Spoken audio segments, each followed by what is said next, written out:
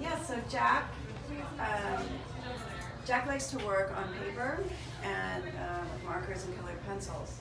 And so when he came into the studio space and we tried to move him over to paint, he had some anxiety around that. And so I have a very large studio. And one thing with Jack is he needs a lot of space. He likes to travel through the space and process, kind of pacing back and forth. And so we met, I think, 4 or 5 times because we needed a little bit of extra time to warm him up to the idea. But we got there. So we actually did the collaborative piece first because he had all these great animal drawings. He's very passionate about animals. He works at the zoo as a volunteer. And so I wanted to honor that, so I had him create these whales because he's very fond of a story about Humphrey's whale. A whale gets stuck in the bay in San Francisco, and I guess it's based on a true story. So he would tell me this story several times every time we met. And so I went with that. I asked him to make the whales, and then I created a habitat for the whales.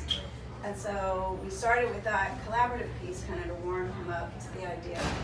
And I noticed his mom would bring along some of his sketches, and so how we came to convincing him to try to work with paint is I went out and bought the paint that would match his sketch, and then we drew it on there in pencil, and I asked him just pretend like it's a piece of paper. So we kind of just slowly got him to, kind of come to the painting. And so this is based on a thumbprint that he made, or a sketch that he actually gave me. I have at my studio.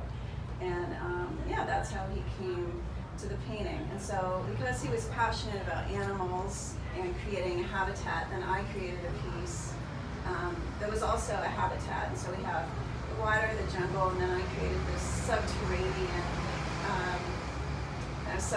space for all the critters that live underground. And so that's how we made it through. And in the writing, it kind of talks about, I talk out loud, where he thinks through movement, quiet, but really it's in the movement that he's thinking. And so that's how we collaborated together.